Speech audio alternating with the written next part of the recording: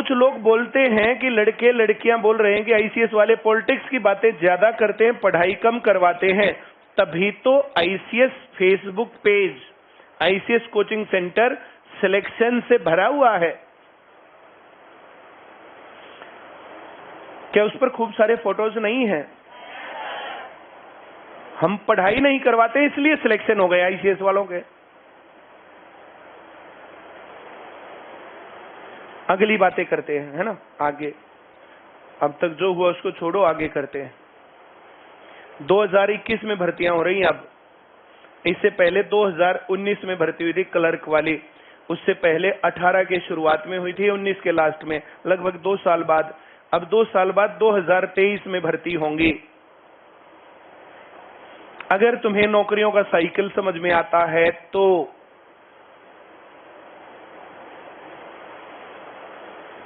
Video बना के रख लेना, और 23 वाला जब रिजल्ट आए तब उस वीडियो को देखना। जो बच्चे रेगुलर क्लास लेते हैं, बुक्स में से घर जाके होमवर्क करते हैं और ऐप पर टेस्ट देते हैं, अब सिलेक्शन इनका होगा। अब तुम्हारे सामने कह रहा हूं, और कैसे कहूं इस बात को, ये हमारा बिजनेस है तब चल रही हैं बातें, ना होता तो हम क्यों चलाते। ये बुक्स बिजनेस है, प्रॉफिट देते हैं तब चल रहे हैं। सारी चीजें मिलाकर के 10,000 रुपए लेते हैं 1 साल के। कहां, कितनी बड़ी आफत आ गई, कितनी बड़ी आफत है भाई। 6,000 रुपए फीस सेंटर की, 1,000 रुपए जीएसटी और 3,000 रुपए ऐप, ये पैसे हैं। बोला ऐप में ज्यादा कमाई होगी, उसमें ज्यादा कमाई होगी, उसमें ज्यादा कमाई होगी। ये तो विद जीएसटी है, इसमें 7,080 बनते हैं, 80 ये जीएसटी है। किसके सामने क्या छुपा हुआ इसमें। अब कितना बड़ा पहाड़ तोड़ लिया, ये कर लिया, वो कर लिया, बोला फीस बढ़ा दिया, ऐसा कर दिया, ये आग लग गई, ऐसा हो गया, वैसा हो गया। अब कॉम्बिनेशन में हम लोगों ने क्या ले लिया, क्या एक्स्ट्रा कर दिया। सिलेक्शंस, आईसीएस से ज्यादा सिलेक्शन लाओ ना ढूंढ के कोई। अब रोने वाले रोते रहेंगे, बकवास करने वाले आईसीएस को गालियां दो, कुछ लोग वैसे जा नहीं जाएंगे, फेमस हो जाएंगे। वैसे फेमस कर क्या लेंगे। आईसीएस को बहुत सारे लोगों ने अलग अलग समय पर गालियां दी, आज कहां है वे भाई साहब। कुत्ते की तरह भौंकते रहने से कुछ नहीं होने वाला। तुम्हारे सामने खड़ा होकर के बातें कर रहा हूं रिजल्ट के बाद। अगर किसी को ये लगता कि मैं रेगुलरिटी से जैसे बताया था वैसे पढ़ा, अगर मैं ऐसा कहता हूं तो एक जना खड़ा हो जाओ, सर मैंने सारा काम कर रखा है, और नहीं किया ना तो अब कर लेना, अगली भर्ती में लग जाओगे। अब रोते रहे, केस कर दें, फलाना कर दें, नॉर्मलाइजेशन हो गया, ये हो गया, वो हो गया, रोने से कुछ नहीं मिलने वाला है। फिर से टॉप वाले बच्चे ही लगेंगे, बाकी फिर रह जाएंगे। तो अब तुम्हें क्लास रेगुलर लेनी है, अगर सिलेक्शन चाहिए बुक्स में से प्रैक्टिस करनी है, अगर सिलेक्शन चाहिए ऐप पे टेस्ट देना है, अगर सिलेक्शन चाहिए। इसके ऊपर और मैं तुमसे क्या बोलूं, बोलो। ये प्योरली हमारे लिए बिजनेस है और ये प्योरली तुम्हारे लिए नौकरी का रास्ता।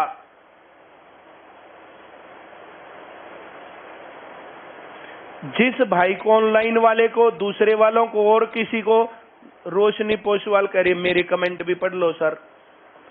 लोगों का काम है कहना, कुछ तो कहते ही रहेंगे, ऐसे बोलते रहेंगे, ऐसे भौंकते रहे हैं। 2008 में चालू किया ना, 2008 में, तब भी लोग ऐसा बोलते थे। 10 में भी बोलते थे, 12 में भी, 16 में भी, 20 में भी, 21 में भी बोल रहे हैं। What is new.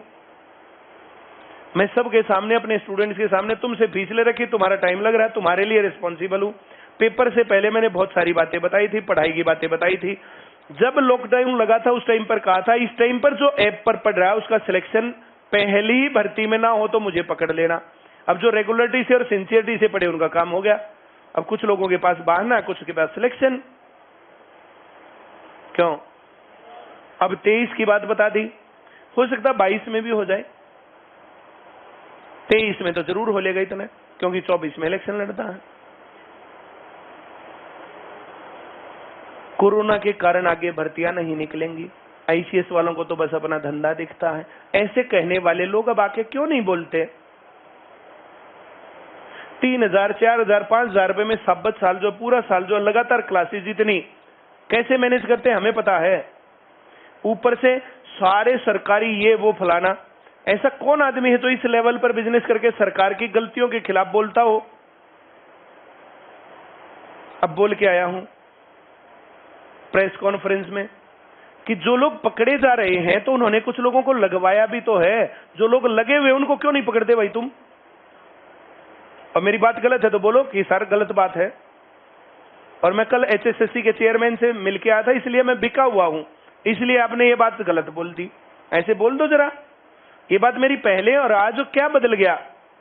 एचएसएससी के चेयरमैन के पास 1-2 दिन में मैं सजेशंस भेजूंगा, आप लोग जो भी सजेशंस भेजना चाहें वो मैं सबके सजेशंस को कोट करके भेज दूंगा, मुझे कोई प्रॉब्लम नहीं है।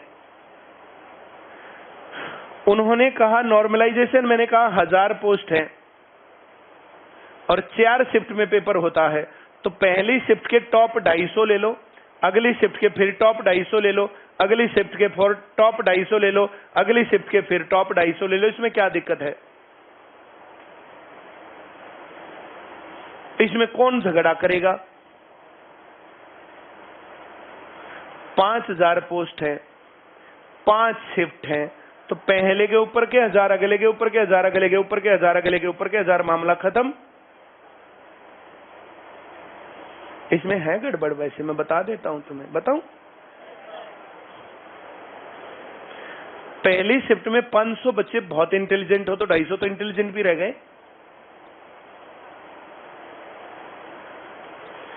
इसमें 50 इंटेलिजेंट हो तो 200 तो गधे भी लग गए।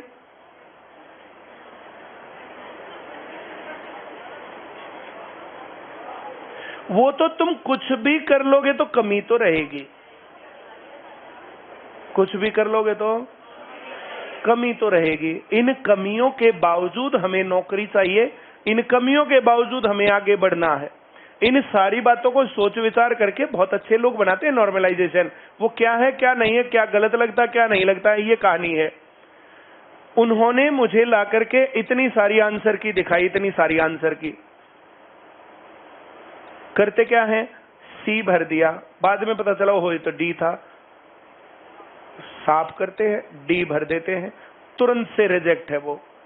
अब वो कहेंगे मेरे तो 90 नंबर थे, मेरा अब भी रह गया, और इसके 60 थे, इसका फिर भी हो गया। अब उसमें उसने कोई एक वो करके दूर दूसरा डाला। लड़कियां सबसे ज्यादा करती हैं, कारण उनके लंबे लंबे नाखून होते हैं, उनको चक्कू ले जाना ही नहीं है वहां जाकर के। ऐसा मैं नहीं कह रहा, ऐसा उन्होंने मुझे बोला। उन्होंने कहा कि जो भी ये पेपर होता ना, पेपर वाला जो पोर्शन होता, उसमें कुछ भी खुरचना, व्हाइटनर लगाना, ये करना वो करना, कुछ भी नहीं करना। इसके ऊपर सुप्रीम कोर्ट का सीधा जजमेंट है कि अगर कुछ भी गड़बड़ है तो उसका रिजेक्ट है। फिर बोला ऐसा सुनने के लिए कोई महेंद्रगढ़ से आता, हमारे पास कोई रेवाड़ी से आता चल के, कोई कहीं से आता, कोई कहीं से आता है। हम उनको साफ साफ सीधा, जो भी आदमी एचएसएससी के ऑफिस में जाता है वहां जाते ही उसको उसकी आंसर की दिखाई जाती है, उसके ऊपर लिख रखा है कि 5वें सवाल में आपने तीसरा मिटा करके दूसरा ठीक कर दिया। एक एक का ऐसे लॉजिक के साथ वहां लिखा हुआ है। ये बातें उन्होंने मुझे आंसर की दिखाते हुए बताई। उन्होंने कहा कि आप बच्चों को ये बताओ कि जो है जो भर दिया वो भर दिया वही है कि गलत है। अगर इसको साफ करके और दूसरा भर दिया ना तो फिर आपका रिजेक्ट है। और ये तभी हुआ था, आंसर एचएसएससी में जाता, वो आंसर की ढूंढते हैं, कुछ को मिटा के दूसरा भर देते हैं, तो नकली आदमी लग गया। ये कहानी थी। हाँ,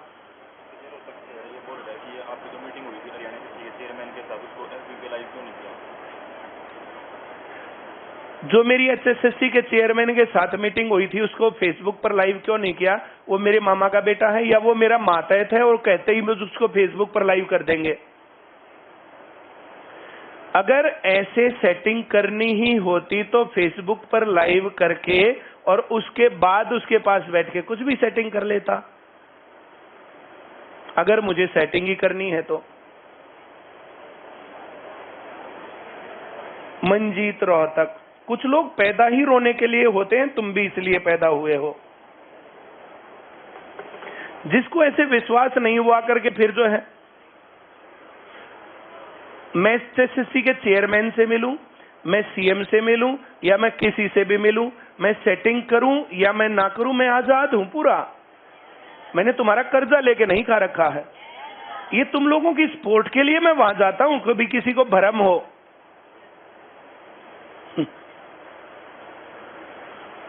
नहीं कोई बात नहीं, ऐसे जो कुत्ते भौंकते रहते हैं हम ब्लॉक कर देंगे, सीधा सा मामला इतना है।